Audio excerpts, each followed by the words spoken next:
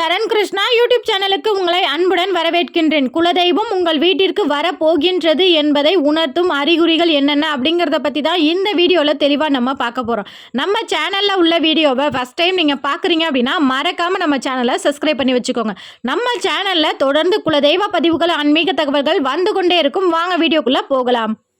முதல்ல குலதெய்வம் யார் யார் வீட்டுக்கெல்லாம் வருவாங்க அப்படிங்கிறத முதல்ல பார்த்துடலாம். குலதெய்வத்தை முழு நம்பிக்கையோடு வழிபாடு செய்கிற வீட்டிற்கு கட்டாயம் அந்த குலதெய்வம் விரும்பி வந்து வாசம் செய்வாங்க. ரெண்டாவது, உங்களுக்கு ஏதாவது ஒரு ஆபத்துன்னா நீங்கள் கூப்பிடாமலே முதல்ல ஓடி வர ஒரு உயிர் தெய்வம் உங்கள் குலதெய்வம். நீங்கள் செய்யக்கூடிய பௌர்ணமி பூஜையில் உங்கள் குலதெய்வம் வந்து வாசம் செய்வாங்க. உங்கள் வீட்டு சுப நிகழ்ச்சிகளில் கண்டிப்பாக உங்கள் குலதெய்வம் வந்து நிற்பாங்க. எந்த குடும்பம் குலதெய்வத்தை முறையாக வணங்கி கொண்டு வீட்லேயும் முறையாக வணங்குறாங்களோ கண்டிப்பாக அவங்களோட தலைவாசலில் விரும்பி வந்து எப்போதுமே உங்கள் குலதெய்வம் வந்து வாசம் செய்வாங்க. அப்படி உங்கள் வீட்டுக்கு குலதெய்வம் வந்து வாசம் செய்ய போகிறாங்க அப்படின்னா கட்டாயம் ஒரு சில அறிகுறிகள் உங்கள் வீட்டில் தெரியும். இந்த அறிகுறிகள்லாம் தெரிஞ்சாலே நீங்கள் தெரிஞ்சுக்கலாம், நம்ம வீட்டிற்கு நம்ம குலதெய்வம் வர போகிறாங்க, நம்ம வீட்டில் ஒரு தெய்வ சக்தி வந்து வாசம் செய்ய போகின்றது அப்படிங்கிறத நீங்கள் தாராளமாக தெரிஞ்சுக்கலாம்.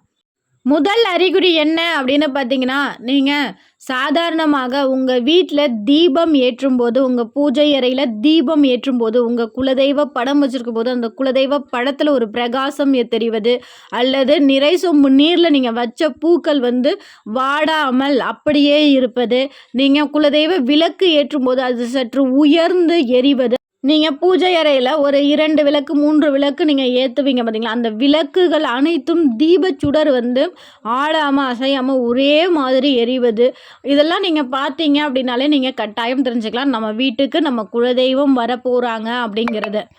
இரண்டாவது விஷயம், உங்கள் தலைவாசலில் 3 பல்லிகள் ஒரு சேர நிற்பதை நீங்கள் பார்த்தீங்க அப்படின்னா கட்டாயம் உங்கள் வீட்டுக்கு குலதெய்வம் வரப்போகிறாங்க அப்படிங்கிறத நீங்கள் தெரிஞ்சுக்கலாம். அந்த பல்லிகள் அப்படின்னாலே அது உங்கள் வீட்டில் ஒரு நல்ல சக்தியை குறிக்கின்றது. அது உங்கள் தலைவாசலில் 3 பல்லிகள் சேர்ந்து நிற்பது உங்கள் குலதெய்வத்தை வரவேற்பதற்காகவே நிற்கின்றது. 3 வெள்ளை நிற பல்லிகளை நீங்கள் உங்கள் தலைவாசலில் பார்த்தீங்க அப்படின்னா கட்டாயம் உங்கள் குலதெய்வம் உங்கள் வீட்டுக்குள்ளே வரப்போகிறாங்க அப்படிங்கிறதையும் நீங்கள் தெரிஞ்சுக்கணும். அதே 3 வெள்ளை பல்லிகள் உங்கள் பூஜை அறையிலையோ இல்லது உங்கள் வீட்டில் மற்ற இடங்களில் நீங்கள் ஒரு சேர பார்த்தீங்க அப்படின்னா கண்டிப்பாக உங்களுக்கு ஏதோ ஒரு மிகப்பெரிய நல்லது நடக்க போகின்றது அப்படிங்கிறதையும் உங்களுக்கு உணர்த்துகின்றது. நம்ம சப்ஸ்கிரைபரோட ஒரு கேள்வி இது என்ன அப்படின்னு பார்த்தீங்கன்னா, எங்கள் வீட்டில் நான் என் மனைவி 2 பேருமே இருக்கோம். எங்கள் 2 பேரோட குலதெய்வ படத்தையும் நாங்கள் பூஜை அறையில் வச்சு வணங்கிட்டு இருக்கோம். இப்போ எந்த தெய்வம் எங்களுக்கு முதன்மையாக வரும் அப்படின்னு கேட்குறாங்க. முதல்ல கணவரின் குலதெய்வம் தான் அந்த வீட்டோட குலதெய்வம். மனைவியின் குலதெய்வம், அதாவது அவங்களோட தாய் வீட்டு தெய்வம் வந்து அந்த பொண்ணுக்கு காவலாக நிற்குமே தவிர அவங்களுக்கு அது குலதெய்வமாக ஆகாது. கணவரின் குலதெய்வம் மட்டும்தான் முதல்ல உங்களுக்காக ஓடோடி வரும். உங்கள் மனைவிக்கு ஏதேனும் ஒரு பிரச்சனை அப்படின்னாலும் கணவரின் குலதெய்வம் தான் முதன்மையாக வரும். அந்த பெண்ணிற்கு காவலாக தன்னோட தாய் வீட்டு தெய்வமும் அந்த பொண்ணிற்காக நிற்கும். அதனால தான் பெண்கள் ரொம்ப பாக்கியசாலின்னு தான் நான் நினைப்பேன். ஏன்னா அவங்களுக்கு 2 குலதெய்வமும் வந்து அவங்களுக்காக நிற்கிதுல்ல. 3வது அறிகுறி என்ன அப்படின்னு பார்த்தீங்கன்னா, குலதெய்வம் சார்ந்த பொருட்கள் முதல்ல உங்கள் வீடு தேடி வர்றது. அது விபூதியாக இருக்கலாம், இல்லை குலதெய்வ படமாக இருக்கலாம். இந்த பொருட்கள் உங்கள் வீட்டுக்கு முதல்ல வருது, அல்லது மங்கள பொருட்கள் தொடர்ந்து அன்னைக்கு வந்து ஒருத்தவங்க வந்து பூ கொண்டு வந்து கொடுக்கறதா இருக்கட்டும், அடுத்து குங்குமம், சந்தனம், இது போன்ற மங்கள பொருட்கள் முதல்ல வருது அப்படின்னா நீங்கள் கட்டாயம் தெரிஞ்சுக்கலாம் உங்கள் வீட்டில் உங்கள் குலதெய்வம் வாசம் செய்ய வரப்போகிறாங்க அப்படிங்கிறது. அதே போல் நம்ம சேனலை தொடர்ந்து பார்க்குறவங்க எல்லாத்துக்குமே தெரிஞ்சிருக்கும் பௌர்ணமி பூஜை குலதெய்வத்திற்கு எப்படி செய்யணும் அப்படிங்கிறது.